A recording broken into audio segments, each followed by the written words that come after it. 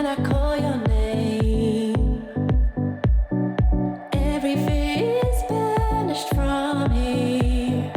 When you call my name, I'll come running, running to you. And you say, come to me. Spread your wings. Catch the wind, he's carrying you.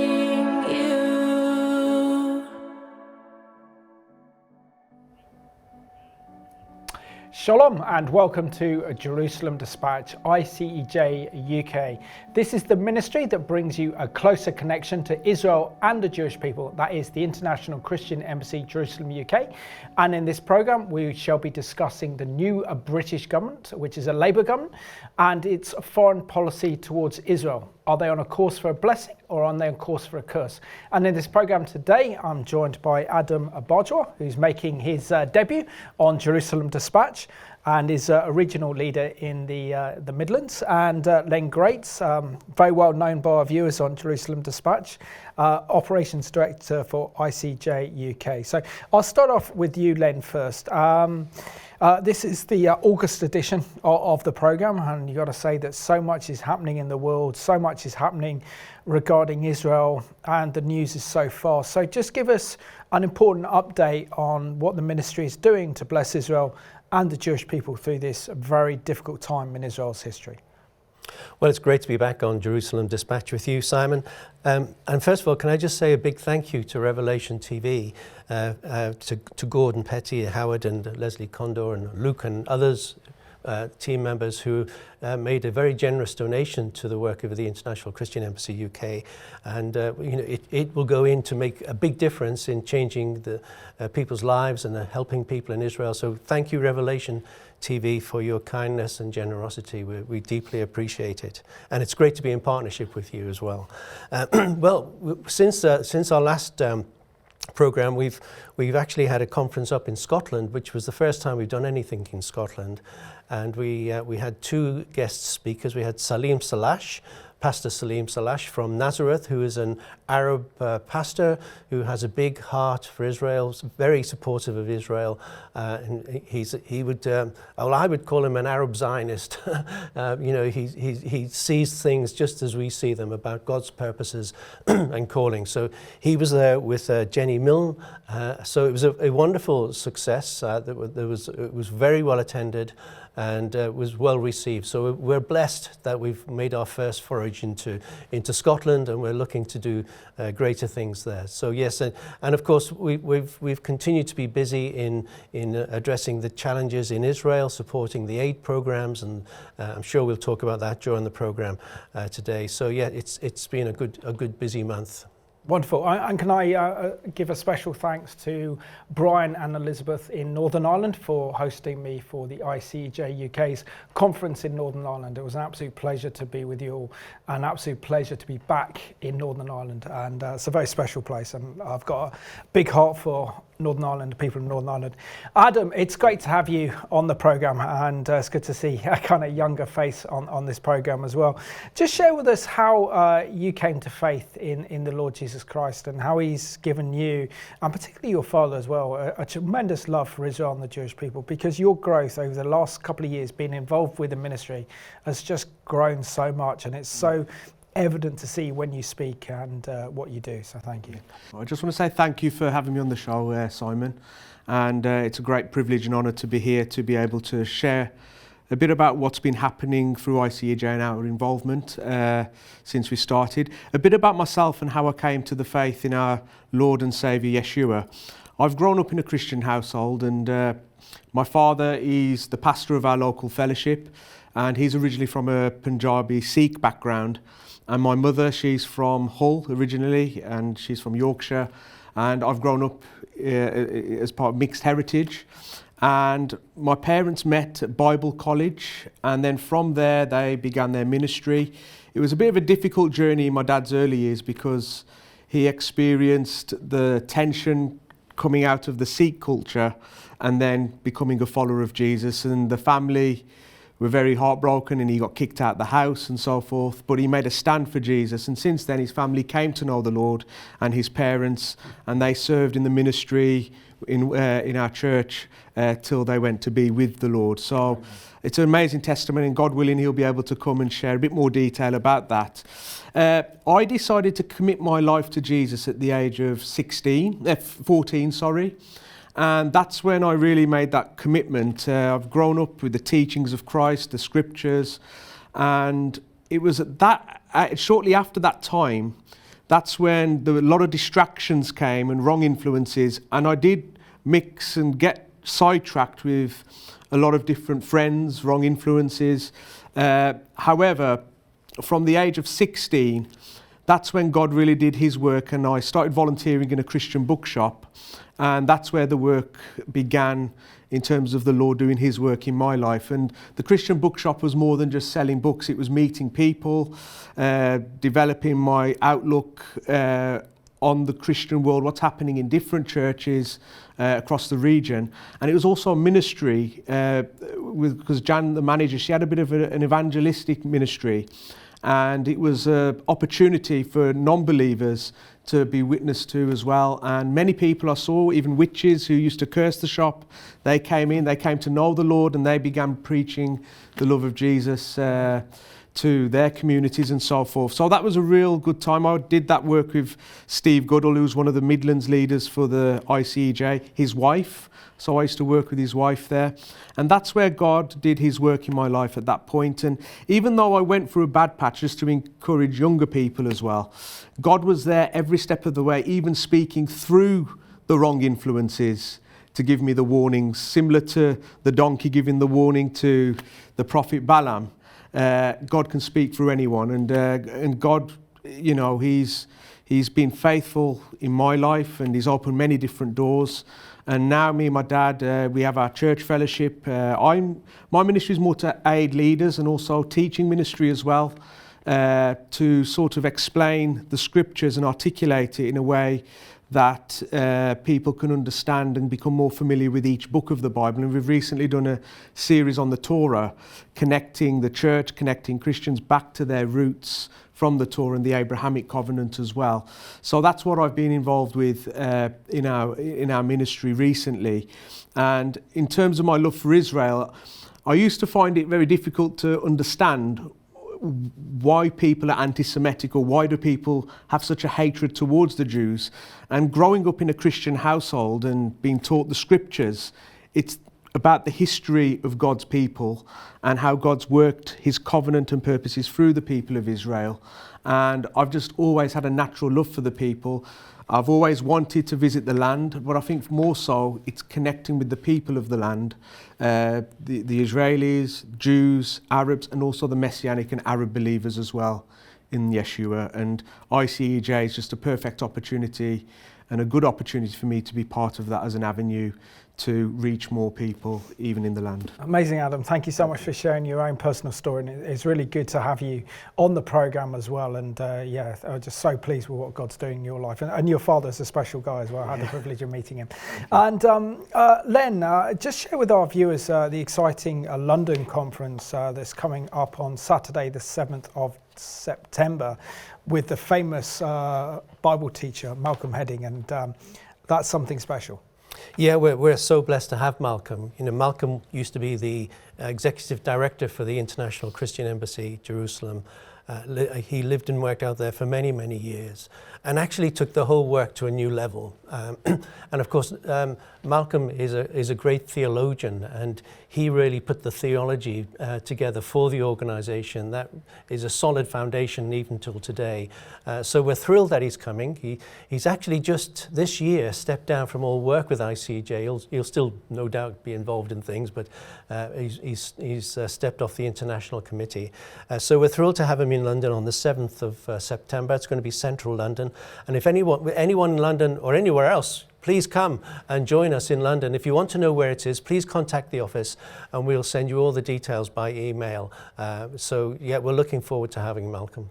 Excellent. And Adam, just share with us how you are part of the ICEJ leadership team in Israel and your experiences of being in Israel, learning about God's nation, learning about God's land through the prism that is the International Christian Embassy. Yeah. So we were invited, my dad and I, by Brother Sam Henry. We do a lot of work with him in the Midlands. And we was invited to a conference at ICEJ Community Church. And that's where it began. We got connected with David Elms. And then that was back in 2022. And then we were invited to attend the Envision conference in Israel, which was a leaders conference. And that's where the work really began. And that was in the early months of 2023. And it was amazing, the experience at the Envision conference. It really broadened our perspective in terms of what God's doing in the nation of Israel amongst his church, both Messianic and Arab believers, and also what he's doing around the world, and to see so many representatives of different nations, even the Fiji Islands as well, meeting leaders. So it was a wonderful tapestry, the diversity of all the nations coming together in the land of Israel to see what God is doing. The teaching was excellent. Brother Malcolm Hedding, Peter Sukahira, there was also David Parsons as well. It was very educational as well, just to get more insight in terms of how the government and how the work in Israel takes place. We had the privilege of visiting the Knesset as well. That was an opener. We met with one of the Israeli members of parliament, and just to explain to us how the government works and the tensions in the Middle East as well. And we met with professors in energy, also the people who do the bomb shelter. So there's so much that we had the privilege of seeing, and the best way I can describe my experience there, it was like being home away from home. Really felt connected with the land and the people. And I remember there was two Messianic brothers, Reuben and Benjamin, and they put a call out for prayer, and my dad and myself went up, and they both prayed for us, laid hands on us. And since we've come back, God's really put it on our hearts to sort of cast the net, so to speak, to the leaders in the West Midlands area. And we've had a very positive response from a lot of the leaders, and we've been able to host some pastors, leaders, lunches to meet with the leaders from Jerusalem, and to get the leaders a bit more better connected with the work, what's going on in Israel through ICEJ, and how they can convey that message to their congregation that they're responsible for. Incredible. Len, we all know that this is an extremely difficult time for Israel. We know that Israel is conducting a war against Hamas in Gaza and almost facing international condemnation around the world for it, even though we know that Israel's defending herself and has every right to do so, with also the prospect of a war against Hezbollah in the north, and of course the plight of the 82,000 Israelis that have been evacuated from the north and 120,000 I think evacuated from the south after October the 7th. The country is literally in kind of a national trauma. Share with us now why it's so important and why now is the time that Christians support Israel and show practical love and support. But they can do it, can't they, through the ministry that is the International Christian Embassy, Jerusalem, UK. Yes, well, people's response in prayer and giving has been quite phenomenal, really. That we've been so humbled by it, and we've encouraged to keep giving. But the support is vital, absolutely vital. And the work that we're doing is an expression of love and compassion in the midst of hatred. We're living in a world where hate is being, on the streets every weekend in London and around the world. There's hatred of the Jewish people, hatred of Israel, and we're there to show love along with other ministries and other works. So it's vital that the Christian people in England, send a message that we're on your side. We're with you. We want to help you. You're not in this alone. I think that the Jewish people are being more and more isolated politically and just generally. And so this is the time for Christians to rise up. This is not the time to sit back and watch the telly. It's actually the time for action. So I would encourage Christians to seek out opportunities to show love in action. Absolutely. So let's have a look at this excellent video produced in Jerusalem by ICEJ entitled Israel Needs Friends Now More Than Ever. The nation of Israel has been forever changed since Hamas's brutal attack on October 7th. Yet we discovered resilience and heroism alongside the destruction and grief. As the war between Israel and Hamas continues and Israelis walk through the most devastating time in their modern history, they need their friends more than ever. The ICEJ remains alongside them as a source of encouragement and practical help. Since the war began, we have cared for evacuees with essential supplies, provided tutoring for orphans and classrooms so their children could return to school in a protected environment. In addition, we've provided emergency first responders with life-saving equipment and trauma care, renovated bomb shelters for at-risk areas, donated paramedic kits and ambulances. We've also helped establish a treatment home for those affected by post-traumatic stress disorder, and much more. With your support, we will continue to meet the urgent needs of Israeli lives across the nation.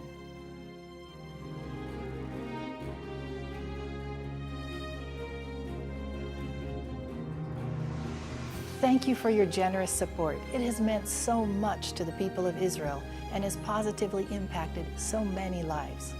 We invite you to continue partnering with us to turn your love for this nation into the practical help that is needed now more than ever.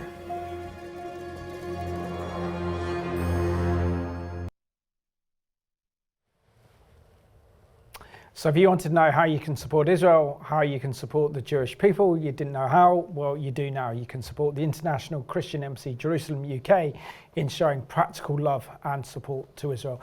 I have to do a big announcement, and this is kind of an incredible feat to actually put on, and this year's Feast of Tabernacles 2024, which I think has to be the most significant and most important feast of all, because we know that Israel's at war, the Israeli people in trauma after the horrors of October the 7th, and this is a special Feast of Tabernacles to show solidarity with Israel and the Jewish people at this difficult time. Share with us why this year's feast is so important and so significant, and if viewers can make it, why they should.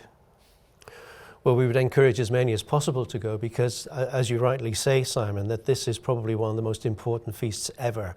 That in the 44 years that we've been going as an organisation, and really, it's not going to be like anything before. The previous feasts have all been great celebrations, great declarations, but where this, as you mentioned the word solidarity, this is going to be a time to stand with the people of Israel in a very practical way, to show them their love, to turn up on their doorstep and say, hey, we're here with you. For too long we can say things, but this is the time for doing things as well. So I would encourage as many as possible. I know it's expensive, but if you want to show some practical love to the people of Israel, then go along on our Feast of Tabernacles. We're doing taking a group from the UK this year with Joanne and her husband. So please sign up, go along and show you this practical love. It'll be very different from previous feasts. It's called, by the way, By My Spirit, and it's from the 16th to the 23rd of October. So it's by my Spirit. So let the Holy Spirit take you there to impact people's lives. And also, Adam, show us why now for Christians who have a love for Israel, why now is so important to express that love and share that love, particularly as we know the nation is grieving, and it will be just shortly after the first anniversary of the horrors of October the 7th. I think the previous Feast of Tabernacles last year, it came to an end about a day before the actual events on October the 7th, and I believe some of the representatives from the UK ICEJ were actually at the kibbutz a day or two before, meeting with the families there. But I think it's part of our witness of the gospel, our witness of Jesus, that we love the people of Israel because they're the people God loves as well. And that includes both Jews and Arabs as part of that covenant. And we have to be reminded as well what the Apostle Paul said, and it was his heart in Romans 10 verse 1.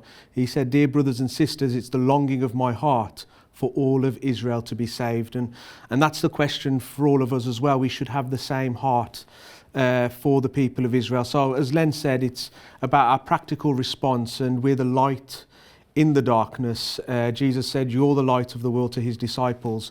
And I think it's us representing Yeshua to the people of Israel, where, you know, they can see through his Spirit and by his Spirit who Yeshua is in his church and amongst his people. So let's have a look now at the promo for the Feast of Tabernacles 2024 that takes place at this very significant time in history to show solidarity with Israel after the horrific events of October 7th.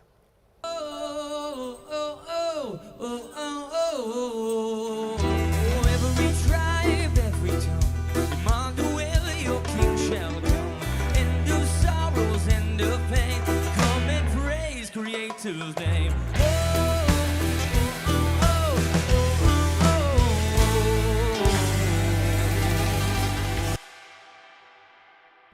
October the 7th, 2023, changed the nation of Israel forever, leaving scars that will never fade.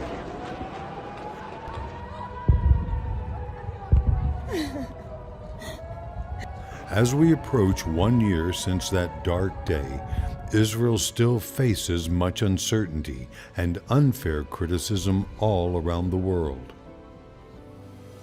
At this year's feast, the ICEJ invites Christians everywhere to come up to Jerusalem to show their love and support for Israel as never before.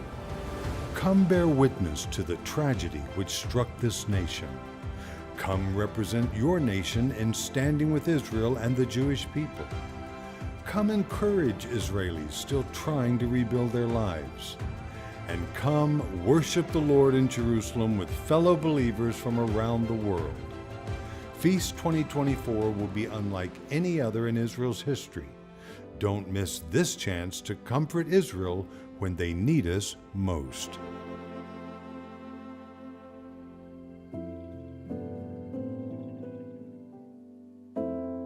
In just a few months, this coming October, Israel will be marking 1 year since the great tragedy of October 7 last year. And we want to invite you to join us here in Jerusalem at that time to help encourage and comfort the people of Israel. The Christian Embassy will be hosting our annual Feast of Tabernacles celebration from the 16th through the 23rd of October. We will be gathering here in Jerusalem with Christians from around the world for this very timely prophetic feast. We will visit some of the worst hit areas on October 7 so you can witness firsthand what happened here in Israel. You will also meet Israelis who are starting to rebuild their lives and can encourage them on their road to recovery. We will also have a desert celebration in the lovely setting of Kfar Nabdim and all our usual feast events here in Jerusalem, such as the colorful roll call of the nations and a special communion service at the Garden Tomb.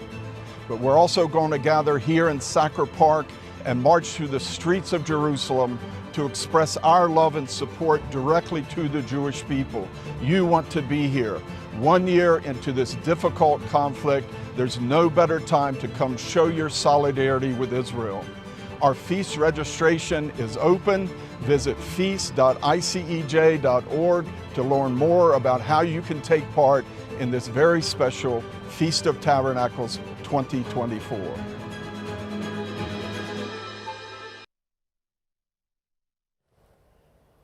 And guarantee that that will be a very special occasion. To be in Israel at this time is very special and so important to demonstrate that love to Israel and the Jewish people, particularly since the horrific events of October the 7th. Len, thanks to ICEJ UK, I had the privilege of being out in Israel in January and February, and been out to Israel, I know it must be nearly 30 times. But I've got to say that that visit was one of the most special times that I've ever been in Israel, to show solidarity with Israel and the Jewish people, to talk to Israelis that have been so badly affected by the horrific events of October the 7th. To understand what the country is going through and what the country went through on October the 7th was absolutely invaluable. But for our viewers that are interested in going, please can you relay any security concerns, because it's not easy flying to Israel right now. It's very difficult to get travel insurance, and how that they will be looked after as part of the Feast of Tabernacles. Well, this year I think the security aspect of the feast will be certainly upgraded, so I don't think there'll be anything to worry about there. But I think we need to have a different mindset. You know, so what happened on October last year, October the 7th, needs for us to have a shift in our thinking. You know, most people go to Israel and see it as a tourism event. And we've got to change our thinking to turn it into a mission event. We're going on mission, and the mission is to love the people of Israel. You know, our mandate is to comfort the people of Israel. How would you comfort them? You go and see them, and as you saw on the video, that great video, you give them a hug. You show them love. You let them know that they're not alone. You know, the Jerusalem March is always a very significant event that takes place every year. It's going to be even more significant to see Christians on the street marching through Jerusalem, declaring their love for the people of Israel, and you can be part of that. So it needs, you know, it's not tourism. You've got to have faith for this one, and you've got to know the Lord's sending you. And how do you spell faith? R-I-S-K. It's all about risk. There's stepping out onto the water, and I think that's what we're needing in the church these days. Men and women who are prepared to step beyond their safety boundaries in order to show love. That's what Jesus did, and that's our example. Yeah, and the thing for this program, Adam, is to ascertain the Labour government's, this new government's position on Israel, because not only does it affect the special relationship between our two nations, but also has a spiritual impact, particularly if we look at Genesis 12, 1-3, where the Lord said to Abraham, I will bless those who bless you and I will curse those who curse you. That is very much in evidence today. But share with us your thoughts on Labour's massive election victory back in the general election on Thursday, the 4th of July, where they won 411 parliamentary seats and having a majority in the House of Commons of 158. Yeah, I think it wasn't much of a surprise to me that they actually won the election. But I'm of the view that, and it's a biblical view, that any government that's elected into power, we must pray, respect. But I do also believe that when they're going against the principles of God's kingdom, we as Christians, as the church, need to stand up, and especially in light of what's going on in the Middle East and Labour's approach as well. We need to keep our eye on what's going on, and we need to speak out as the Holy Spirit puts it on our hearts against any injustices that we see in relation to that.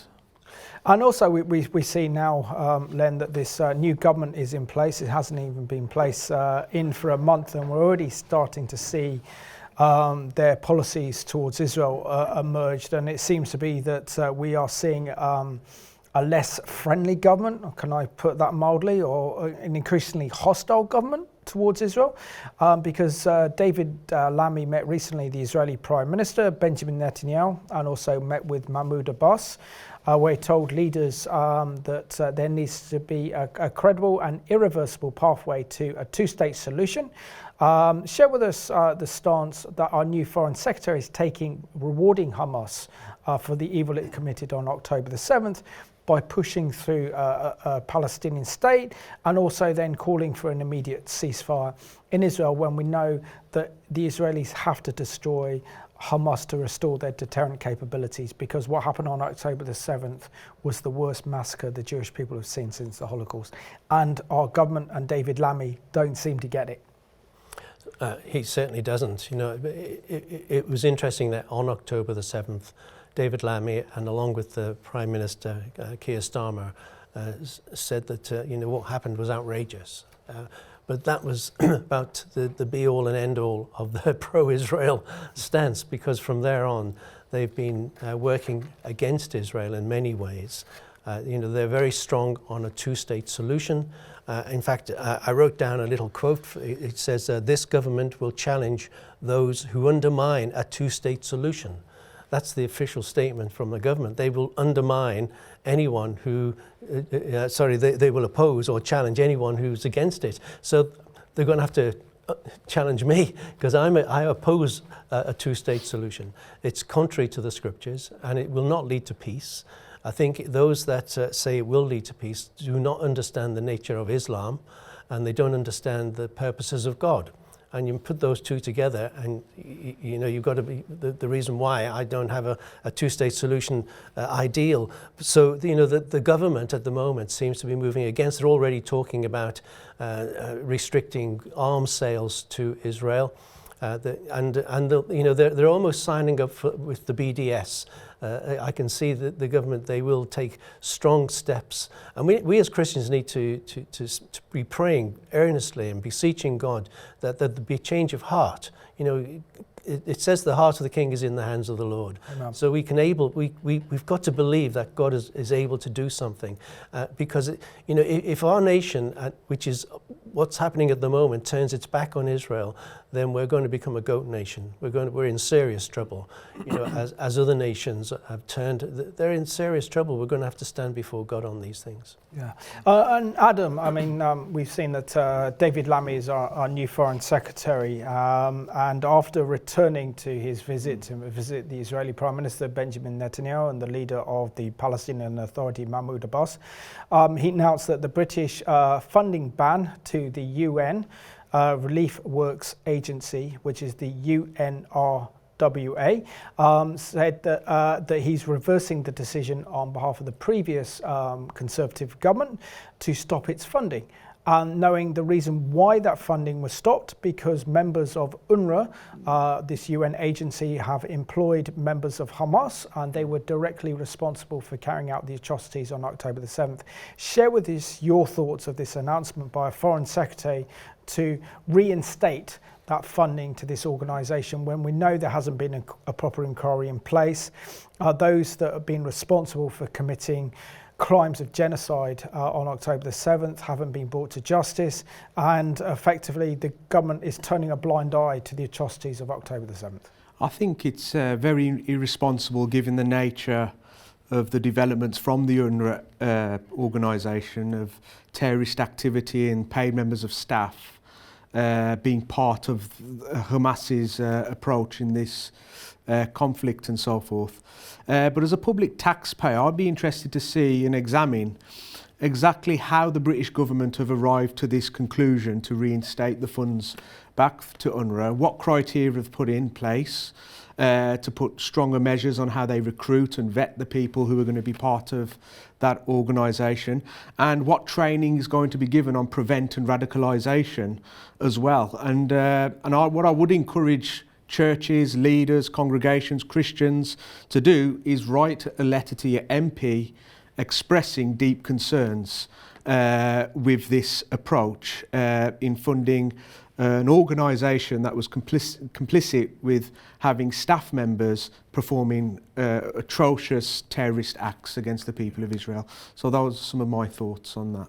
Excellent. And Len, the figures here are quite staggering. £21 million refunding on behalf of the British government to UNRWA, when we know that UNRWA schools are preparing the next generation of children in Gaza to be the next Hamas terrorists, inciting them with hatred against the Jewish people, glorifying terrorism against Israel, and yet we see that our own taxpayers' money, our own money that we give in taxes to the government, is being used to prepare the next generation of Hamas terrorists. This is shocking, isn't it? It is absolutely shocking, and of course the money that we're just one country, of course, and there are many countries giving money into UNRWA, and any money that goes into Gaza is more likely to finish up in the hands of terrorists than it is to official bodies. How come that? I know he was killed in the last day or two. Hanania, but how come he was a billionaire? Where does he get his money from? It's from taxpayers around the world. These senior Hamas leaders are all multimillionaires living in luxury. Billionaires, sorry, yes.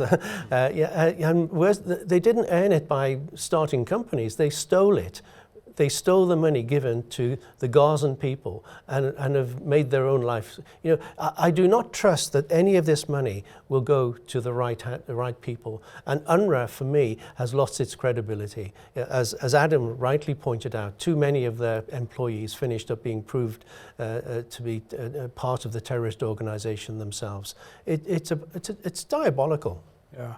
And the other aspect that is very troubling so far from this Labour government, Adam, is the fact that this new government is dropping opposition to the International Criminal Court in The Hague to bring prosecution against the Israeli Prime Minister and Defence Minister for alleged war crimes. Now, this is very dangerous if the Prime Minister of Israel is defending his nation after the horrors of October the 7th, and now he's the one that's been said to have committed war crimes in Gaza, and if he ever steps foot in this country, he could be arrested, and this government will do nothing to stop that. Share with us how dangerous this is for democracy and how this actually endangers British security as well, because we know that if we end up being at war with the Islamic nation like we did in Afghanistan and Iraq, then our leaders then could be taken up into the Hague for accusations of war crimes. So share with us how a dangerous precedent this is being set by this new Labour government. Absolutely. I think it's very dangerous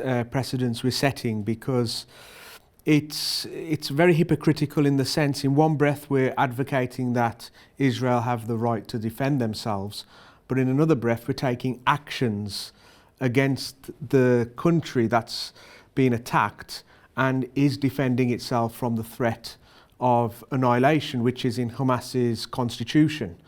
And I think the British government need to be very careful.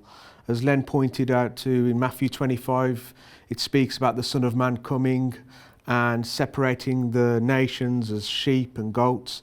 And we need to be very careful on how we respond to the nation of Israel. And it's important that we should be standing with them and standing for righteousness and truth, justice, and I do believe they've got it the wrong way round. They should be putting pressure more on the terrorist organisation and also the government of Qatar, which are hosting some of these Hamas leaders as well. Where's the pressure on them?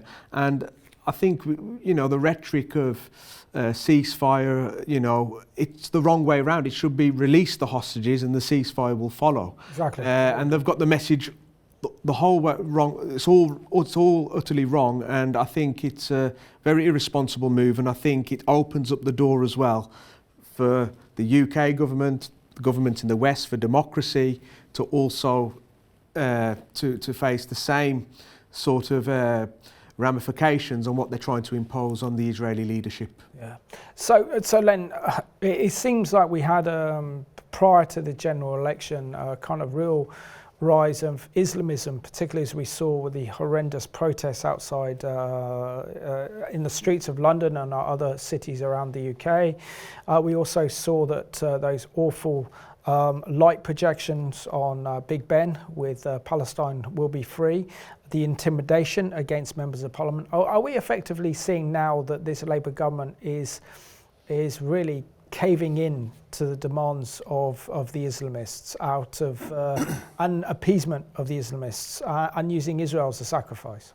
Oh, they're definitely giving in, for sure. They're all they're interested in is getting votes and appeasing the Islamic communities is one way of doing that. And there are some very serious things happening in our nation. There were was it 3 or 4 MPs that got voted into power on a pro-Palestinian That's a ticket, yeah. ticket. What's that got to do with British politics? And an MP being voted in because they're pro-Israel or pro-Palestinian or whatever is wrong. they should be judged on the commitment to our nation, not somebody else's nation. So, but the Labour government, I think, are trying to just win votes, give in to the pressure from the Muslims, because it seems to be that those who shout loudest are listened to. And, the Christian voice is not listened to in our country by the Labour government. We're ridiculed. Although even in the Olympics, the Christianity is ridiculed. So we're living in very serious times for the church, and I think too we can talk about the Jewish people being under threat. Well, I can say that if Islam increases in this country, Christianity will be under threat too. No, absolutely. So, I mean, going on further from that, we have the most secular parliament and the most secular government in our nation's history. And even Keir Starmer refused to swear an oath on the Bible.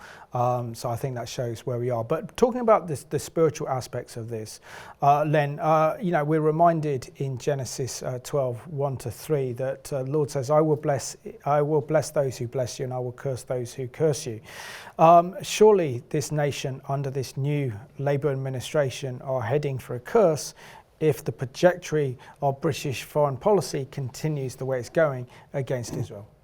Elaborate for us. Yeah, well, I think at the moment we're in a dangerous position, because I think we're almost sitting on the fence at the moment with the pressure to step down, to become anti-Israel and to be strongly pro-Palestinian. The fact that they keep going on about a two-state solution, they've been going on, as most governments have actually, about a two-state solution for quite some time. And of course, as Christians, we must realize that a two-state solution means the eradication of Israel, basically, because Islam will not stand by and let the nation of Israel survive, and they're committed to making it a Jewish land again. An Islamic nation, so we've got to be seriously praying about that. I've said recently that. If Israel ceased to exist, if this chant from the river to the sea, Palestine shall be free, which is basically saying let's eradicate Israel. Yeah. If that was to take place, then it would undermine the Christian faith, because the Christian faith is based on the truth of the Bible. And the Bible quite clearly states that God has placed the Jewish people in the land, never again to be uprooted. Amen. Never again to be uprooted. And when God says something, He means it. So if that were to happen, and that Islamists took over the Middle East completely, then it would undermine the Bible. But that won't happen, because God keeps His word. Absolutely. So I mean, Len just mentioned there the dangers of a two-state solution. When we look at the scriptures, the one that comes to mind is Joel chapter 3 verse 2, that says, I also will gather all the nations and bring them down into the valley of Jehoshaphat, which is in Jerusalem, and will enter into judgment with them there on account of my people, my inheritance, Israel, whom they have scattered among the nations.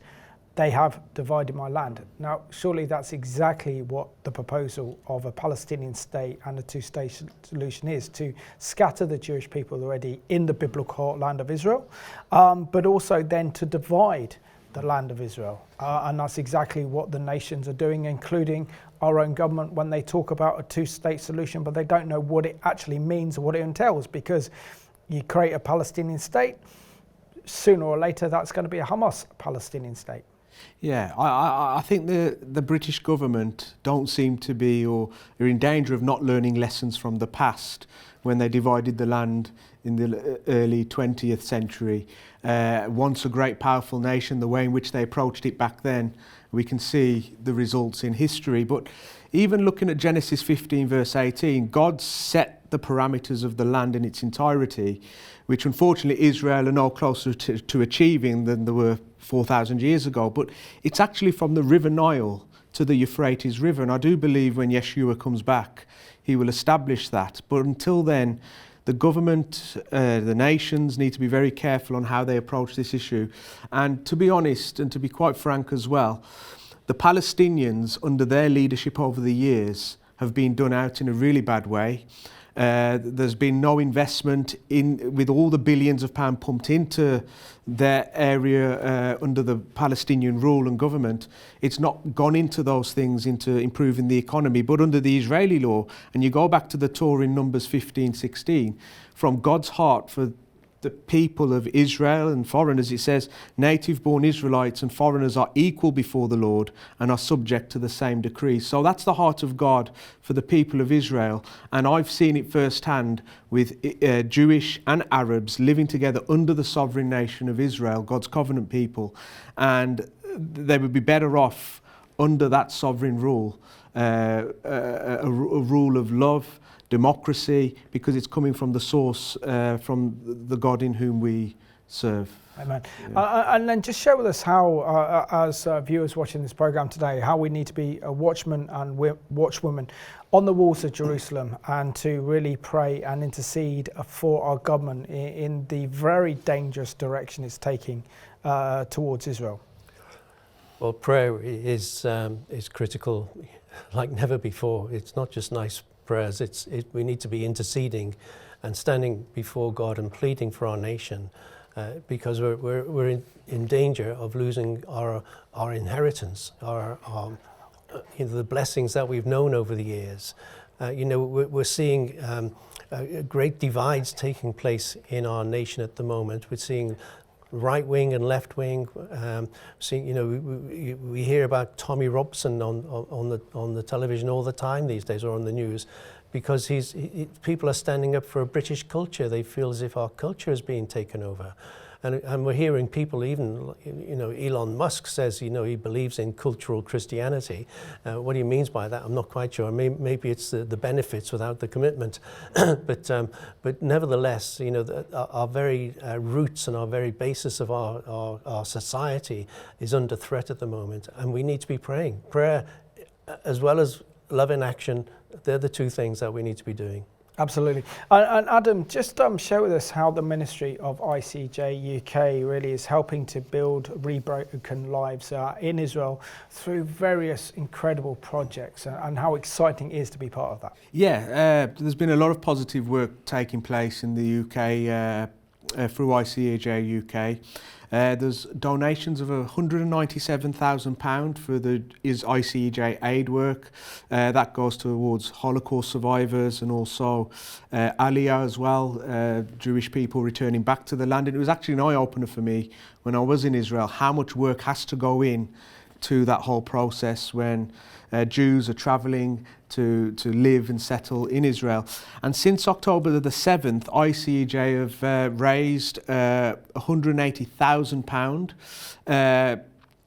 for the crisis fund of ICEJ, and they also sponsored £15,000 towards the Moments Balancing Home, which is a home in Israel for people who've suffered with post-traumatic distress, victims and families of the kibbutz, what took place on October the 7th, and also IDF soldiers as well. So there's a lot that ICEJ UK have been involved in, and we're just grateful for the response of the Christian community supporting this work. Excellent. So let's have a look at one of those projects now. This one is helping young women who are entrepreneurs get a foot up, particularly in today's climate in Israel, where so many of the Israelis are being called up for national service to fight against Hamas in Gaza, which is leading to a huge job vacancy that need to be filled. And this is an important project empowering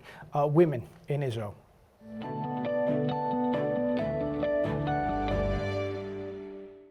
ICEJ is passionate about offering practical help and life-changing opportunities to those in need in every sector of Israeli society.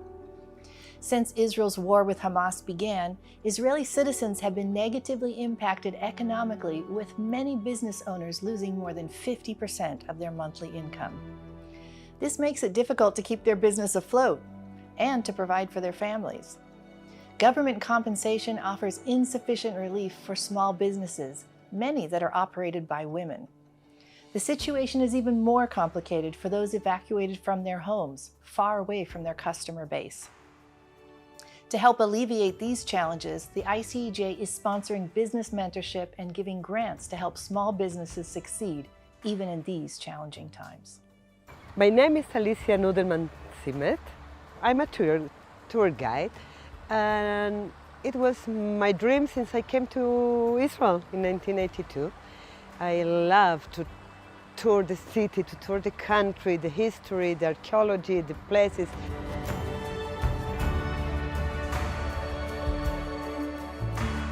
One year before the COVID pandemic, I started my course and I received my license. I started to work and it was fantastic. But then pandemic came from one day to the other, no business at all.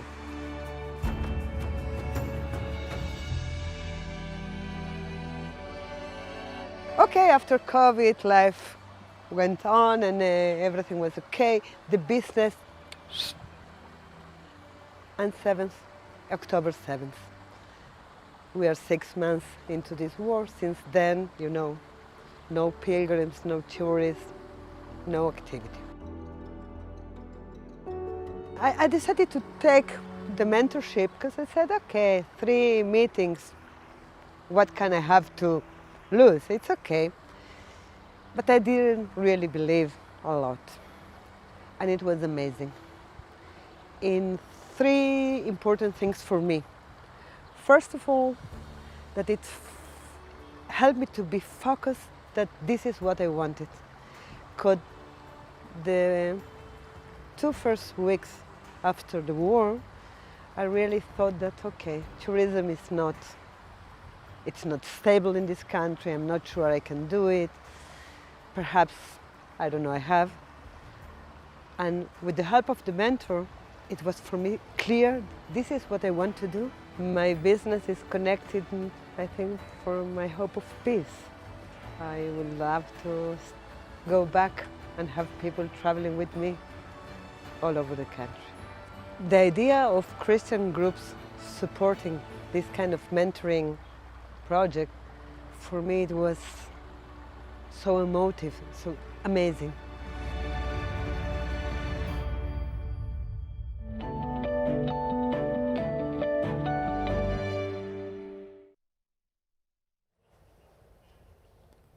Very heartwarming, and we have one more excellent video to show you now, and this is an incredible project helping Israeli young people deal with the trauma of October the 7th, and brings in my love of Israel and also my love of dogs, so take a look.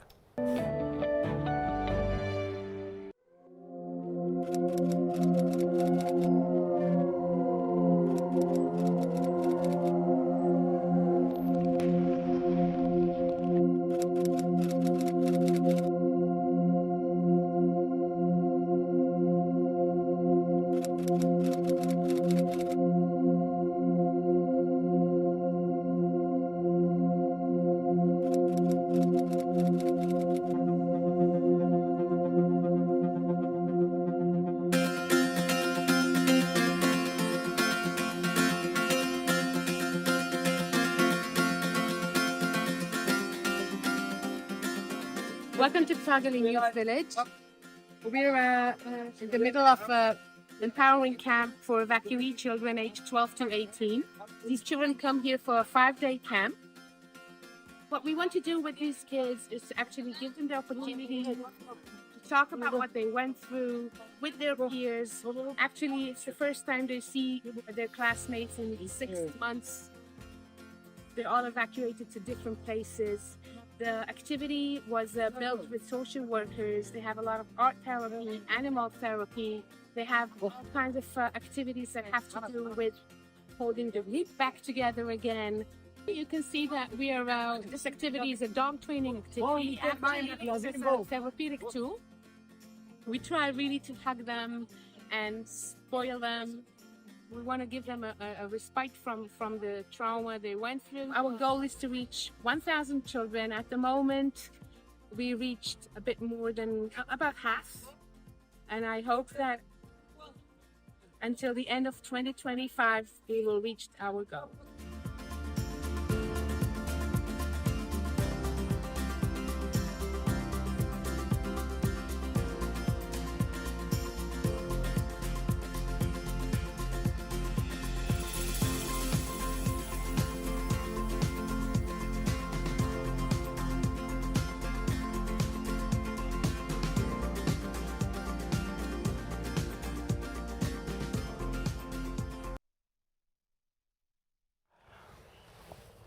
There you go, that's a great inspirational video that does really show how the ministry of the International Christian Embassy Jerusalem is really blessing the people of Israel, especially the young people who are incredibly traumatized.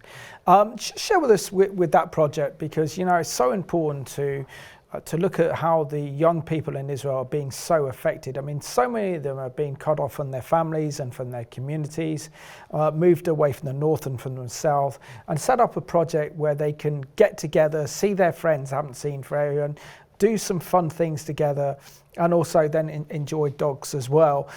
Yes, I'm fully behind this project. Sure, because of your love of dogs. Well, it's an amazing project, and actually there's another project just been started down in the Negev. We've partnered with another Israeli initiative, which is for young people and children, which is a therapeutic retreat, which is not just dogs, I'm afraid, Simon, but has it's like a mini farm. So there's all sorts of farm animals, and it's amazing how animals seem to have a blessing upon these traumatized kids. You know, we've actually purchased 2 horses.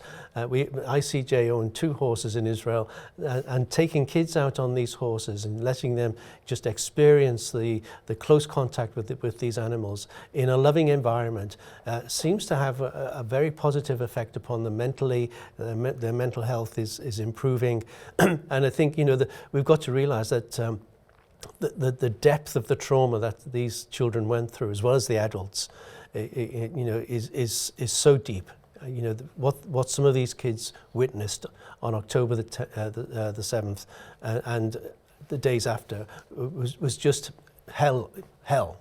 And so this is an attempt to try and bless them and help them through this. Amazing. And Adam, we've got a few minutes left of the program now, but share with our viewers how you've benefited by being part of the International Christian Embassy Jerusalem UK, and why it's so important as Christians that we stand and show a real practical love and support to Israel and the Jewish people. Yeah, I think since being part of the ICEJ UK, for myself personally, it's really, it's sort of fulfilled something which was missing in my life in terms of that connection with the people of Israel more so than just the land. And I think Len hit the nail on the head. We've got to get to the mindset where it's our mission as disciples of Jesus for the people of Israel and our witness of the gospel as well. And I would encourage people to get in touch by and get connected with ICEJ by getting in touch through the website. There's also the YouTube channel. All you have to do is type in ICEJ UK and then just press the subscribe button, and you'll get lots of resources from there. And this program's on here. And Jerusalem Dispatch, of course, as well. But there's also, if you want to get in touch, because there's Christians across the country, recently Edinburgh as well, we had our first conference there, but you've got Scotland, London, Lincoln, and they've got the Midlands where I'm from as well. So if anyone wants to get in touch as well, they can send an email to Joanne at info@icejuk.org, or if there's anyone living in the Midlands and they want to get in touch directly, then they can do so. Excellent. Within 30 seconds, Len, why it's so vital for our viewers to really get behind the ministry of ICEJ UK and bless Israel? Well, because your support and your prayer and your giving is making a big, big difference to the people of Israel, and particularly at this time, those who are traumatized. And so, you know, we're investing money in trauma care, in Aliyah, in bomb shelters, you know, you name it. If there's a problem, we're trying to address it. So thank you for supporting us. Keep on at it and get involved with us. Excellent. So Len and Adam, thank you so much for being my guests on this month's Jerusalem Dispatch. And thank you for watching this programme at home. We know that we're in for a rocky ride with our new government and its approach to Israel, but that doesn't mean we stop praying for Israel and praying for our new government. And please support the ministry of ICEJ UK, making a massive difference in the lives of Israelis. Thank you, and God bless from us. Catch the wind, he's carrying you.